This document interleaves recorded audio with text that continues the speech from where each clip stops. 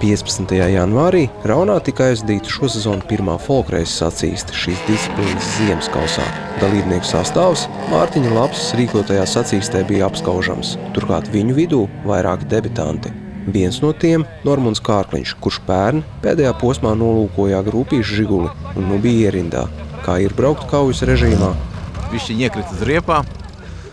Viņš pa šauru laikam pa sniegu turējās, bija treniņas pabraukt, bet pa ledu galīgi neturās. Un tagad no komandas biedra atkal aizņēmos.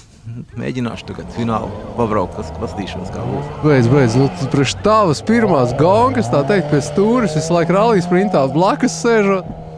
Nav jau tā, ka galīgi braukt nemāk, bet vienkārši tagad tā slīd pa daudz un tā izskatās, ka braukt nemāk. No pirkuma esi apmierināts, un topa mašīna ir. Es apmierināts, ka pie stūris sēžu. Rezultāts viņam pienācīgs. Priekšpēdējās iespējas braucienā, pat apmetot kūleni, gūta 3. vieta. Spilts sniegums bija citam jaunpienācējam, kroskartos manītajam Elisam Dukaļskim. Bijām jau daudz pabraukuši pa ziemu, un tur jau vairāk zinājām, kā ko darīt. Protams, arī uzlabojām nedaudz mašīnu, un tāds arī tas rezultāts. Turklāt vēl tā no pirmā mirkļa saprotam visas trases virāžas. Vienkārši es pamēģināju savādāk braukt, un man arī izdevās, un tā arī turēja to vienu tempu. Kā, tā kā vecos laikos ziemas sprintā pa maliņām, kur vairāk sniega. Jā, un tas arī mums daudz devuši to pieredzi, lai varētu tagad šādi nobraukt. Finālā Dukaļskis spēja apstrīdēt 2. pozīciju, taču mērķi neizdevās realizēt avārijas dēļ. Nekas, Elis labākais no junioriem, un protokolos ir augstāk nekā Artūrs Bāriņš. Pērn neapstrīdamais līderis nespēja atrast kopīgu valodu ar pārnieku Lauru Vidža auto, un 2 no 3 priekšbraucieniem finišs sasniegts Kupenās. Šādi par galveno spēlētāju tika izvirzīts Artūrs Vecgailis. Savā mājas trasē viņš aizvadīja teicamus priekšbraucienus. Gadījās, salikās motors. Skrūvis vairs nebirst iekšā un iet. Sākums bija tāds, ka galīgi aizķēros tur aiz ne atpalicējiem gluži, bet no aiz 2. un 3. vietām. Nesanāca to saķert, bet tagad jau ir tā, ka baigais ledus ir un īsti netiek līdz tām riepām. Bet nesūdzēsimies par riepām, brauksim, redzēsim. Braucam, jā, tā ir liela agresijas deva, bet tas līderiem pieder. Vismaz skatītājiem ir ko redzēt, ka Kupenes šķīst. Bet cerams, ka izturēs. Skaidrībai.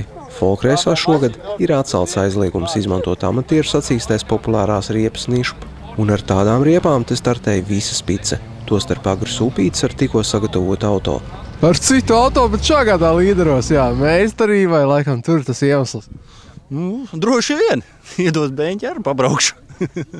Viss ir kārtībā, viss notiek un pabraukt var. Opelīts tādā ziņā ir diezgan ziemas mašīna. Bet, es došu jaunietim, lai brauc. Viss? Agras saka čau tādu šai sacensībai. Pagaidām, jā. Ja viņš ir ticis A finālā iekšā, tad jā. Ja viņš vēl B finālā un A finālā netiek, tad es braukšu. Bet tā viņš brauks. Upītes priekšplānā izvirzīja pārnieku Mārtiņu Krieviņu, kurš jau priekšbraucienos bija bīstams konkurents pārējiem. Labi sanāk, tiešām neticam priekš debijas tā pa priekšgalu. Jā, no sākuma tā teikt, bija mašīnai tas bloķis pirmajā tajā braucienā, un tad jau tā sanāca startu izcelt un aizbraukt, bet pēc tam jau vairs nē. Apmierinājums jau tagad ir redzot, kāda te kvalifikācijas brauciena izvēršana. Jā, es tā domāju, citreiz varbūt bišķi agresīvāk pabraukt, tur pabakstīt kādu, bet negribās to mašīnu salauzt uzreiz. Tāpēc tā mierīgāk no muguras, un tā tad jau redzēs, ja kāda iespēja, jau var apdzīt.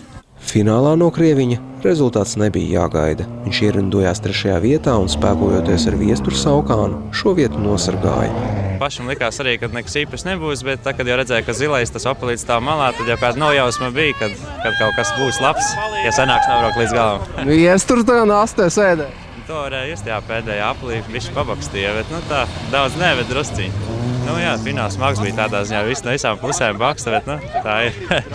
Pašam vēl tāds prieks par to, ka vēl nevar aptvērt, ka 3. vieta pirmajā gonkā tas ir labi. Starp citu, 3. vietas ieguvēja mašīnu pēc sacīstes noskatīja veseli 5 pircēji, tāpēc, lai mašīnu atrastu jauno īpašnieku, notika izloze.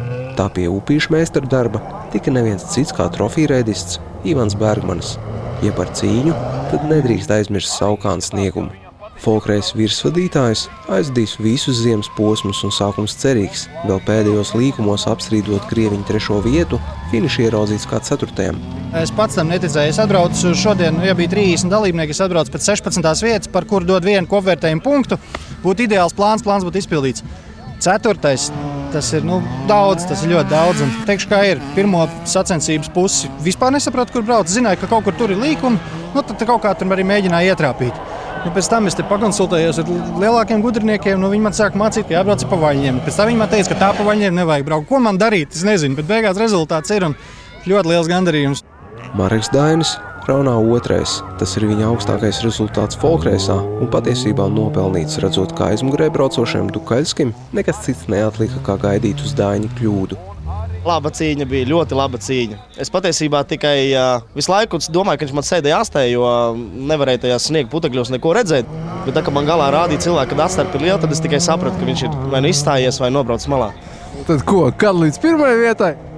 Kārkliņa apdzīt ir grūti. Patiesībā, tā, ka viņš man iesita pa sāniem, man principā arī stūri saliecās, un es kaut kādas 2 apļus mēģināju to stūri daudz maz apakaļ dabūt.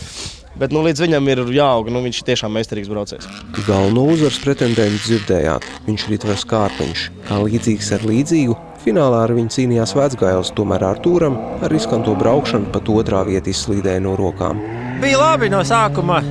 Bet tā kā aizskrēja garām Kārkliņš, tad bišķi tā kā varbūt sāku bišķu sastresoties, bet beigās arī nonāca pats pie secinājuma braucot aizmugurē. Ir, nav. Ka sāku likt ritīgi pret vaļņiem, apļa beigās biju klāt, bet bišķu neizturēja. Kā ir, vismaz svešajiem tiks mūsu balvas. Jā, kas notikās tad? Īsti pat nezinu. Zinu, ka riepa ir tukša un laikam kaut kas stūras stieņi kaut kas saliekts ir. Šādi Vecgaļi neapdraudēts. Tālu no sekotājiem finišēja Ritvers Kārkliņš, tiekot pēc sen pelnītas uzvaras folkreisā. Fināla 1. aplis bija fantastisks. No priekšpēdējās starta vietas apdzīt visi. Sanāca. Atradu brīvas vietas, kur izlīst cauri, un tā arī 2. aizgāja uz Artūru, un tad vēl Artūru iznāca apdzīt Džokera aplī. Džokera aplis ir garāk? Nezinu, varbūt viņš kļūdījās kaut kur, bet... Paldies par tavu meistarību. Tā teikt, pusaplī aiziet garām, 8 mašīnām. Pats esmu šokā. Tad man parādīja, ka liela atstarpe ir, tad es arī atlaidu mierīgi braucu.